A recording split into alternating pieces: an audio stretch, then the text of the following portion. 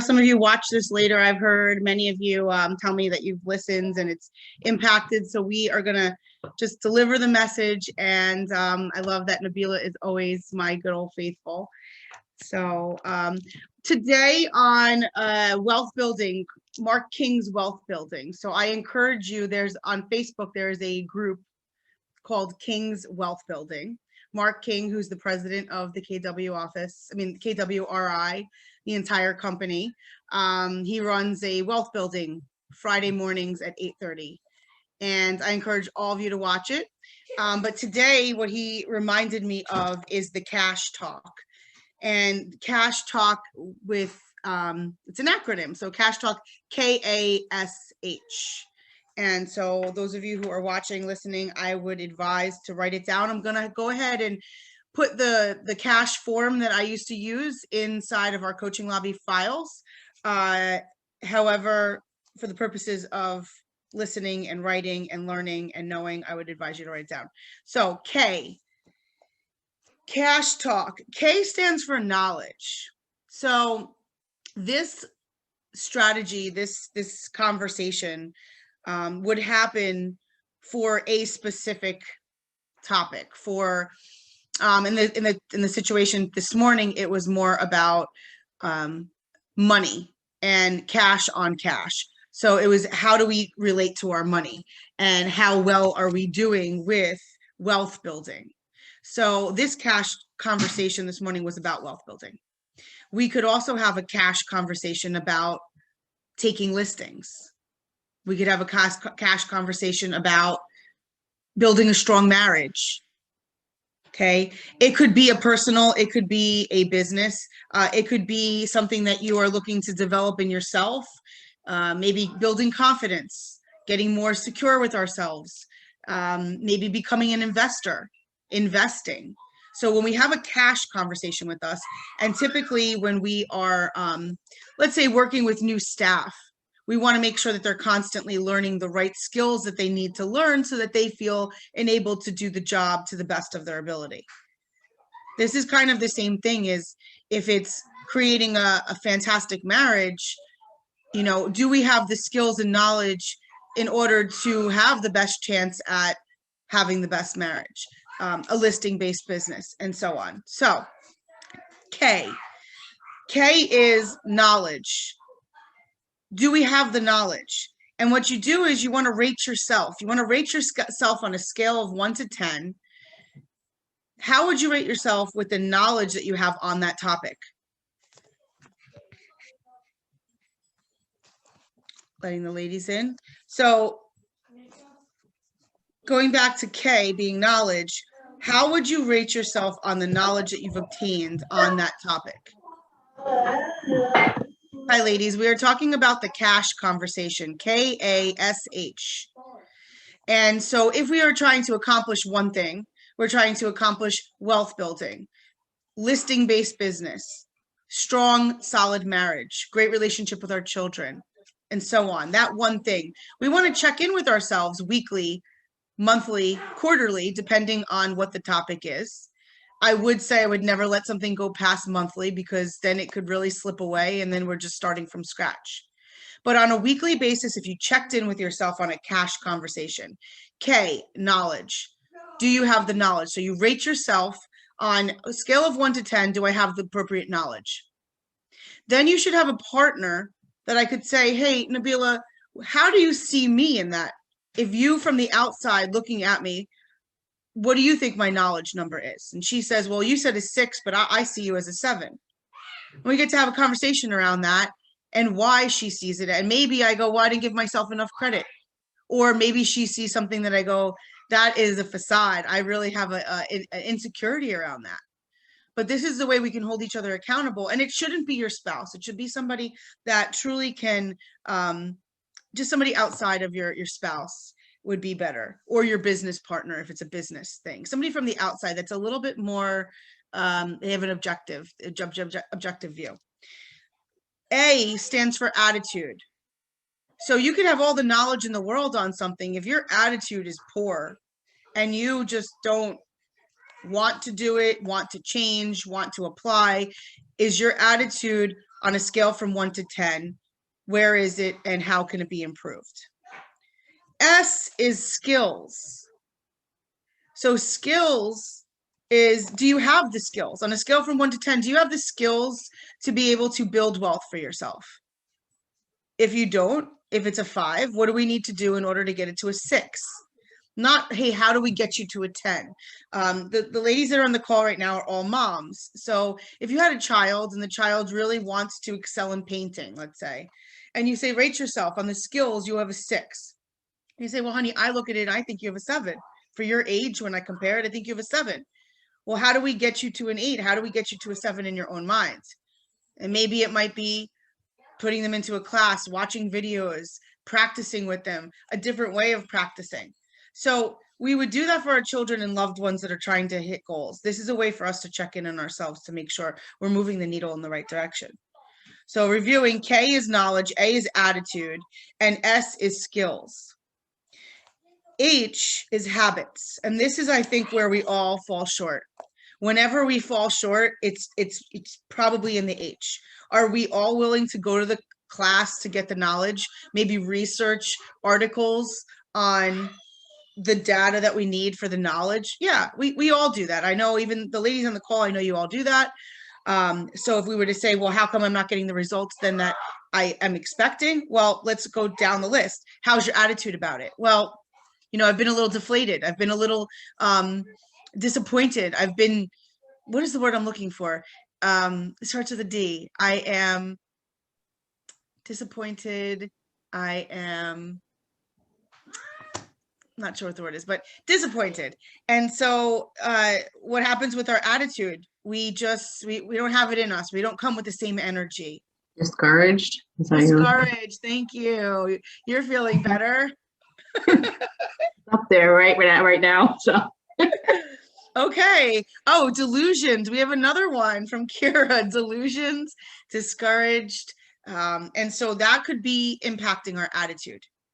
So then when we take that part, maybe we can't do anything about it inside of what we're trying to accomplish. It may be that we have to go get that energy from an outside source. We have to go and do something that we love. We have to go spend some time with people that we love so we could bring that attitude back into attaching it to the big why and going, you know what, it's really not that bad.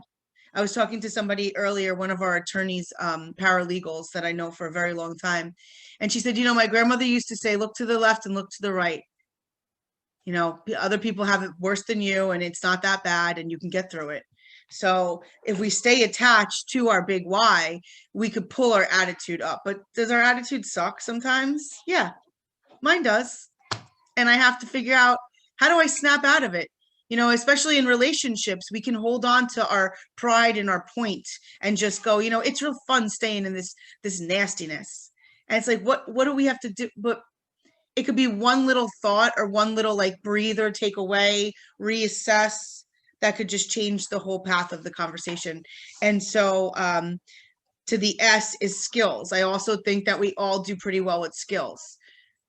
You all got the real estate license. We all are able to take out clients. We can all talk to each other. We know how to fill out forms. We have the skills to be able to transact real estate. We have the skills to be able to have a relationship. But then it comes down to the habits.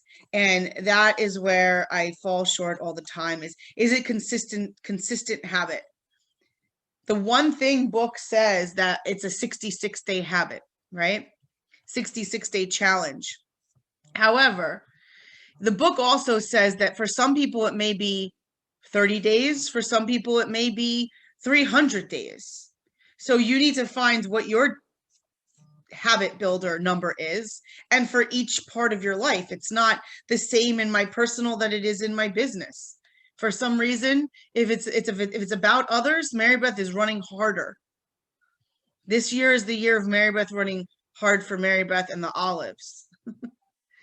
And essentially, if I help others get what they want, I'm going to get what I want. And so I'm never going to lose that aspect, but I'm going to make sure that my habits are matching up to what my goal is. And so when I have agents, especially on the financial conversation, if you say, well, I really, really, really intend on earning $200,000 this year, are your daily habits of a $200,000 earner? What are your habits? And if we look at this cash conversation and we check in with ourselves on a weekly basis, we can pivot ourselves quicker than letting it get away 2 weeks, 3 weeks, 4 weeks, and now we're so far off, we got to reset the whole thing. So this cash conversation, because we're all entrepreneurs and we have to hold ourselves accountable, we have to somehow have a check-in with ourselves on one day of the week, whatever works for you. Find that quiet time and check in. Do I have the knowledge? Is my attitude good?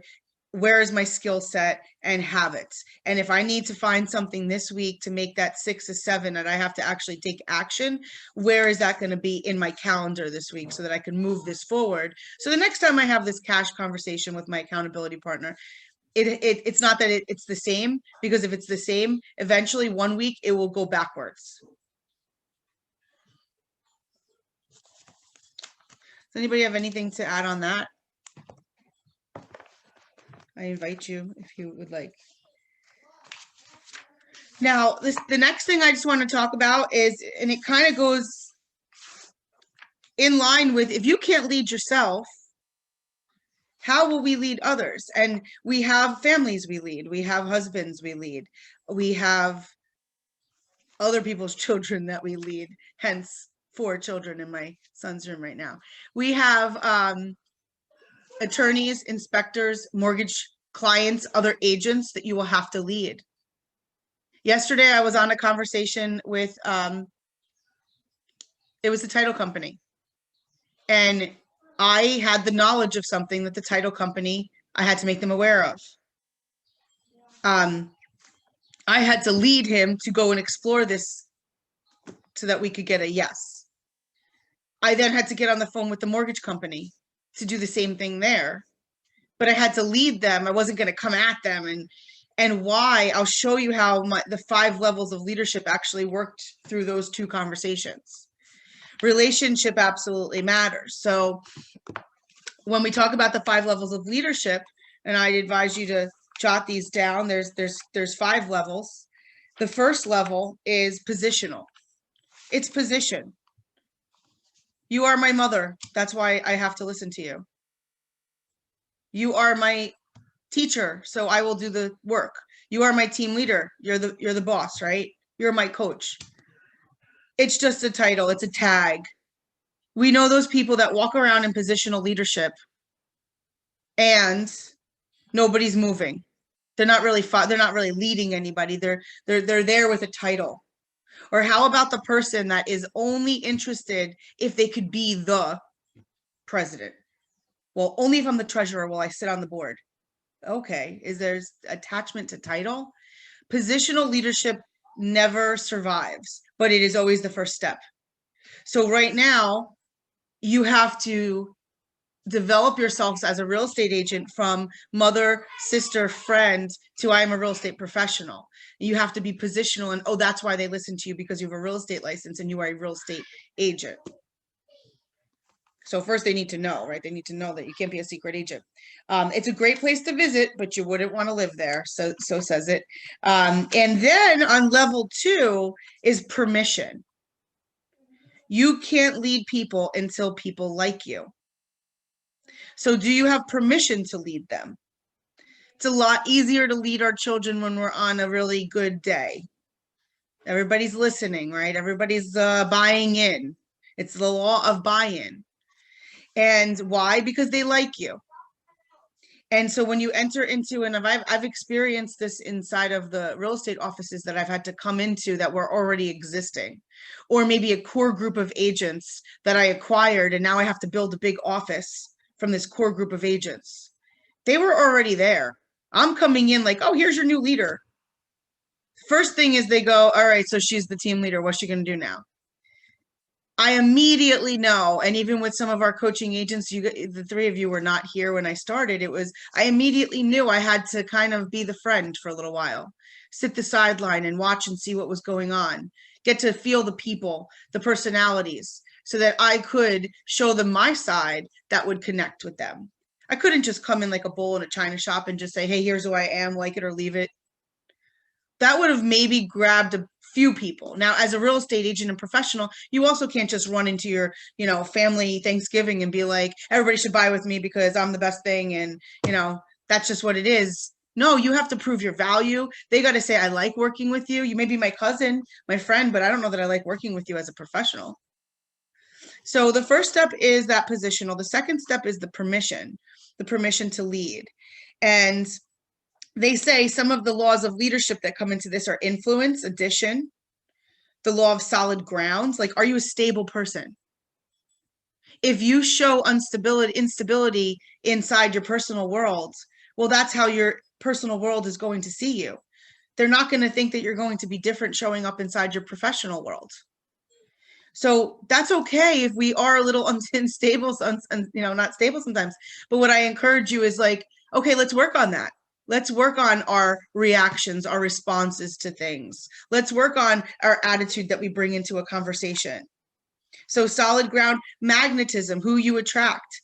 Who you attract are people like you. So if you don't like who you're hanging out with or who you're attracting into your database, well, we got to then look in the mirror.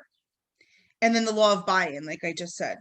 So now level 2 is another place where a lot of people stay. You ever had a good manager? Like, yeah, I like her. She's good. She's nice. She never bothered me. She always gave me my days off. That's level 2. Like, take it or leave it. Tomorrow it could be somebody else. As long as we like them, it's fine. Level 3 is production. This is where your sphere starts to watch you and go, man, Nabila's making things happen. Okay. It separates real leaders from wannabes. You were doing a lot of talking. Positionally, you're a real estate agent. Permissionally, you are likable. And hey, you know what? I see her working a little bit, but now you're getting things done. They see production coming from you. You now have leadership credibility. You now have the weight. Now you have the weight of leadership, because now I've used this as an example before. My pastor's daughter, who's in her 20s, like, guess what, Manza? Now you're like second lady of the church here. Like, this is not, we're 16, 17 anymore. What you do, the youth watch. What you do, the young women watch. And yeah, it's just, that's it. And for you all, we are in the same position. When they look at us on Facebook, when they see us out with our family, if you're yelling at your child in the middle of the store and you got your tag on, I mean, they're going to judge you, right? So production, you also get the credibility, but you also have the weight of the leadership. This here, you have to grow through level 3, because here's where most leaders stop is level 3. Well, I'm producing, my office is doing great. Oh, my production is wonderful. But how's your customer service? And has anybody come to work for you? And do you have repeat customers, or are you just cranking one deal at a time? Because level 4 leadership gets you into people development. And it starts with yourself. Are you developing yourself? The upside of people development is that you have the potential to grow an organization. So your earning potential just got greater, but your fulfillment just got bigger opportunity. Leading on level 4 requires high levels of maturity and skill.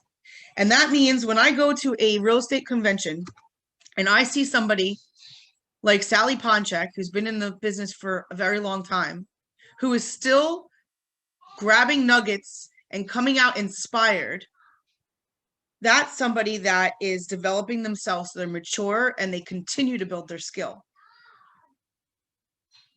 I mean, we have some top agents that are very learning based. Being in coaching for the rest of your career should be your intention. Will your coaches change? You will graduate out of here. But I guarantee you, my next step for you is I want you to talk with a MAPS coach, because the next thing is a MAPS coach is going to take you to building your business out with people, and then you'll be able to attract these people in people development. And then the 5th level of leadership, and most people will stay if they could do 4 well. People development, I can tell you, there have been a lot of people that started as a new agent with me that are now mega agents. A new hire, a new front desk person, and now they are an OP and a team leader of one of our Bergen County offices. I've had front desk girls then rise up and become my assistant team leaders. That is people development. I always want to pass the baton. You want my job? Please take it from me. But I'm going to be a hard fight. And that's how in your business and in your world, that's how it should be. If you're committed to your standards, people will be attracted to you for that. And then you could expand because people that are in your world value the same things that you value. And the fifth one is pinnacle. This is the highest leadership accomplishment, is developing other leaders to level 4. So when I look at somebody like, this one person I can think of, right? When I look at that person, I say, okay, here's somebody who now is also developing other leaders the way I helped develop them. And I hope that some of the things that I did with them rubbed off on them. And I would say, I would guess so, because we still have a very good relationship, and it is one of respect, and we still learn from each other.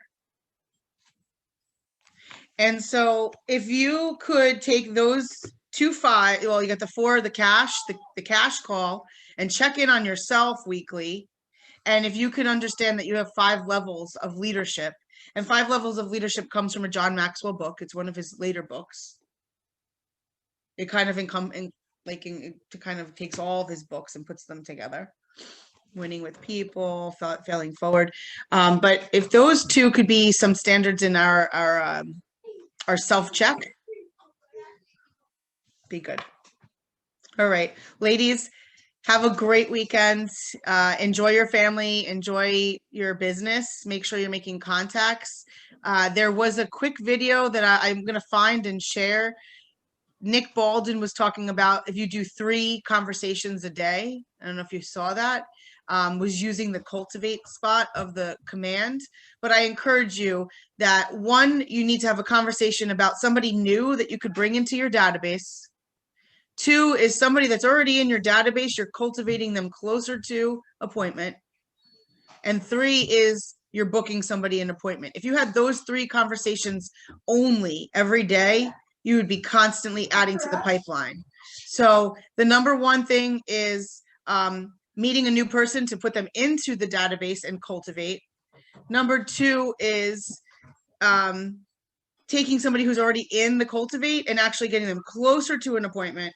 And number 3 is somebody who's you're having conversations with, actually booking an appointment with them. Those 3 conversations, you have those, you don't need any more for the day. But it's just getting to those 3, right? All right, ladies, have a great weekend. See you on Monday. Thank you, Mary Beth. You're welcome. Have a